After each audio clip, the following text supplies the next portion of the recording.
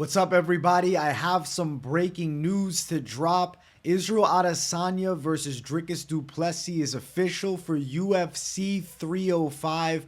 Adesanya went to Instagram and Twitter and released the news to the fans, and I am very happy that we finally have this bout confirmed. It had been a rumored fight for a couple months now, and it really seemed like the UFC was angling towards making it. But there was still questions like Strickland winning against Costa and his willingness to jump in on relative quick notice to fight at UFC 305, and it was seeming that Adesanya was a little bit reluctant to jump and sign the dotted line to take the fight. Thankfully, it got done. We have this fight officially booked for UFC 305, and I expect it to be a pretty sick banger of a matchup, and I'm looking forward to talking about it. So in today's video, we're going to react to the fight. We're going to talk about who I think gets it done and break the fight down, as well as look at what is possibly next for the winner. And I also kind of want to just preview UFC 305. I have some ideas in my head of fights that are going to be put on the card, but a lot of unconfirmed rumor bouts still sitting. Make sure you guys smash the likes. If you're new, subscribe it up. And I want to jump into a little something here for the Tapology screen. I got to make it look clean. And Dricus Du Plessis Adesanya fight. How does this one go? I've been playing it out in my head since I saw it was announced about an hour ago.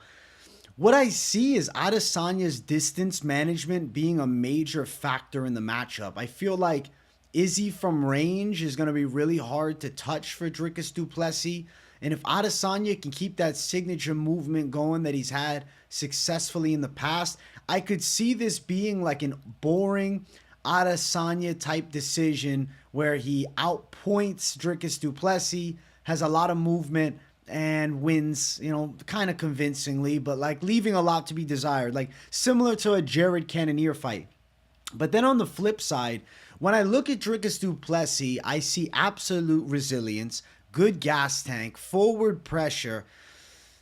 I think about Du Plessis' striking background too, though he didn't reach like the highest levels of pro kickboxing like Israel Adesanya was close to.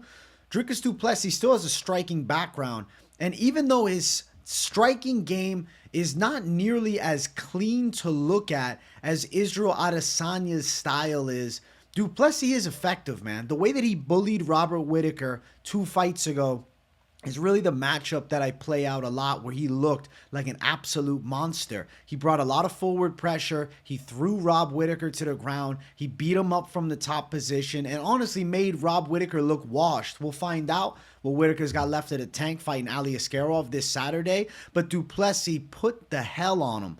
Then you look at the Sean Strickland fight. It was a pretty competitive back and forth. And like when you actually sit and watch that fight, it looks, I don't want to say low level, right? It just doesn't look super elite caliber striking. It just is the matchup between two guys that skill sets kind of collide in a way that leads to a weird fight where neither is able to get a jump on the other much.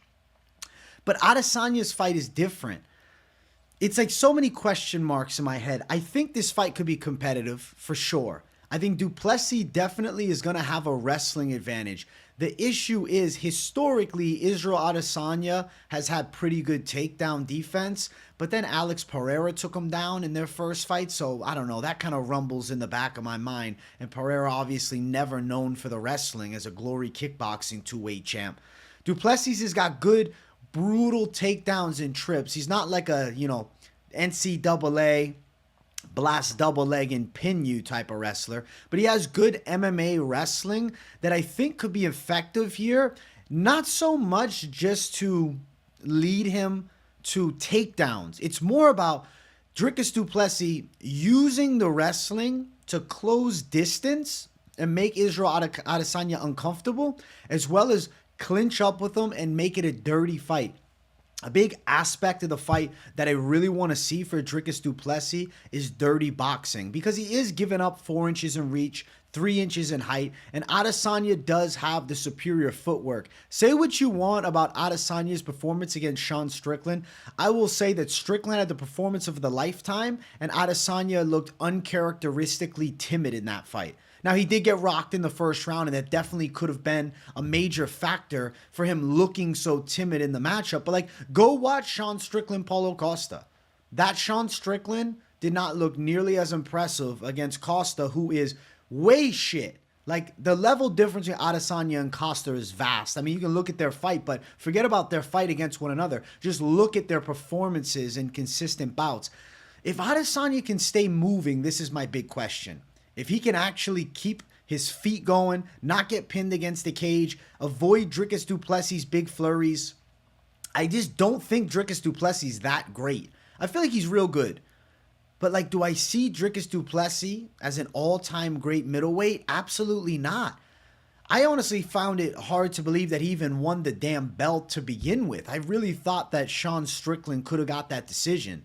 So he was super close and competitive against Sean Strickland, which is impressive nonetheless, right? Because Sean Strickland's elite. But he did get the win by a tad, whatever. They're in Canada, and, you know, Sean Strickland maybe is hated in Canada by the judges. They didn't like him out there because he was talking shit about the Canadian government.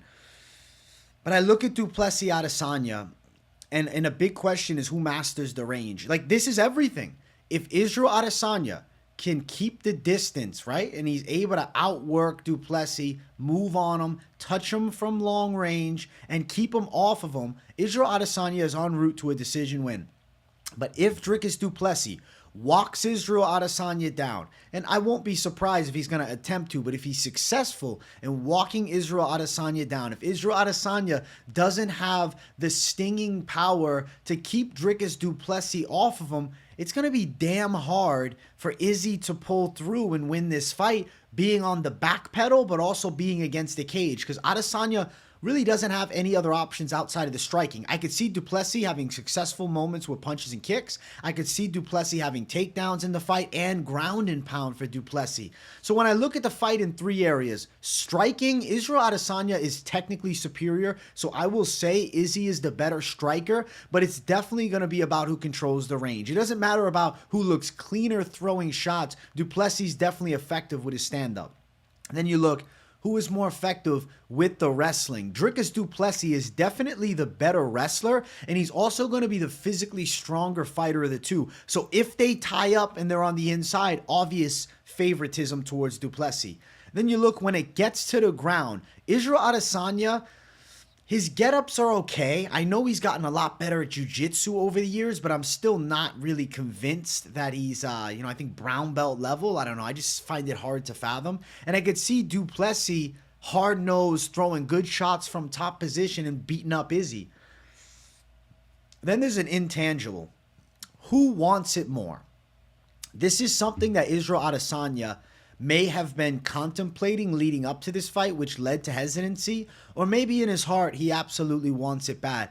It's just, there is a trend, right? Israel Adesanya won the belt, right? Had it for a long time, lost the belt, won it back, lost the belt again. So now he's looking to win the UFC middleweight belt for the third time. He's also 35 years old heading into this fight. He's currently 34.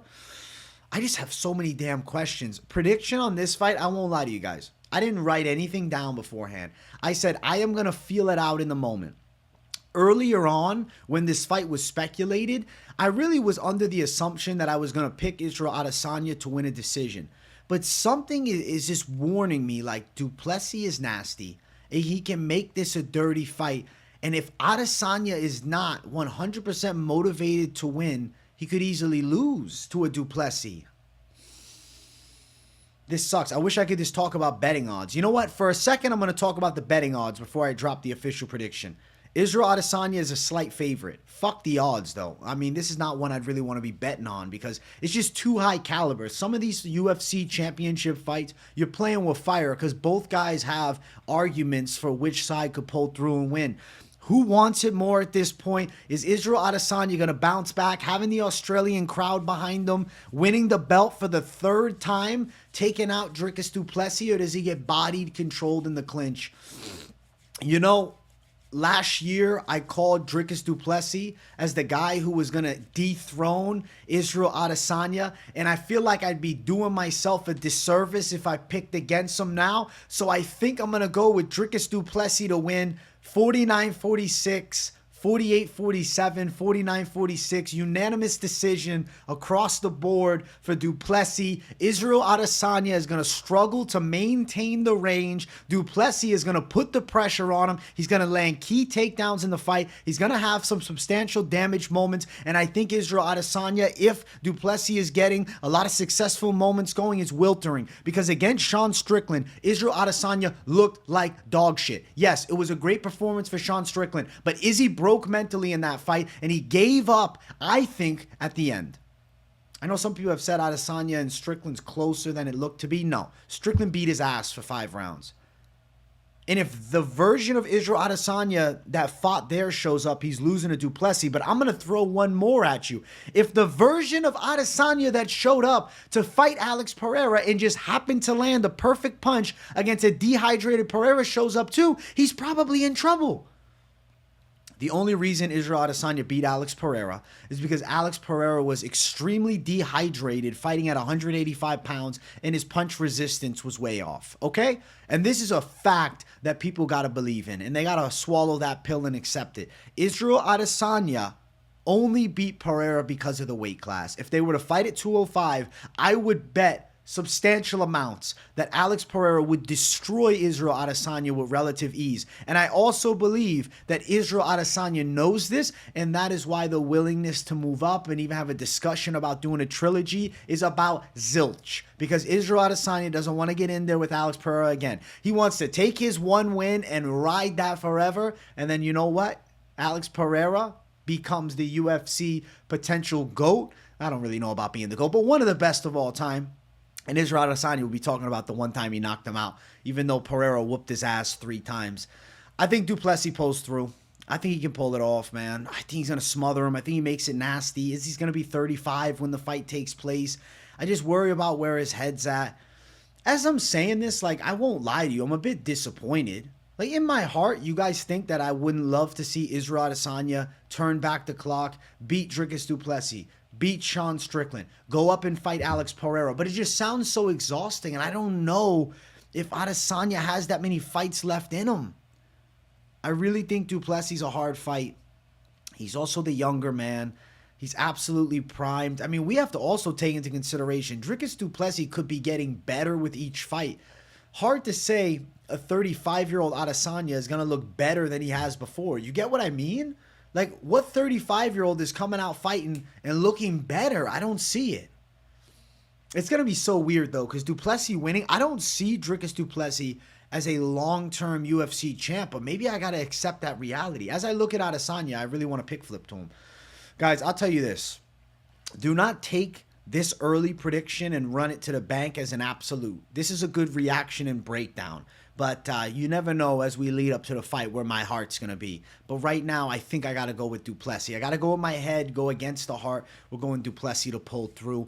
Now, I do want to kind of talk a little bit about what I think is the implication with this fight, right? Like, what does it all lead to afterwards? With Du Plessis winning, where does he go in the middleweight division? Well, he said something interesting recently. He said that he's interested in becoming a dual weight champ. So I feel like in his head, a win here over Adesanya, he wants to jump up. But no, there's one man that's going to get the call, and it's going to be Sean Strickland. I think Du Plessis with a win here is most likely in a spot where he does the rematch with Sean Strickland, and that's essentially the tell-all of everything. And damn, Israel Adesanya is going to take an L. It's going to be so weird if Izzy loses 2 in a row and now he's out of the title picture. It's going to freak me out. But it very well may happen. Now, what sucks is this was actually supposed to be the first UFC Africa card. We were supposed to have these two battle. They're bitter rivals. There's a lot of beef. So, you know what? Argument could be said. Adesanya is going to be more motivated for this fight than the Sean Strickland fight. Not saying, though, it's going to make a difference in the result. But just some things to note if you think about actually like betting on it. Or you're just making your own picks.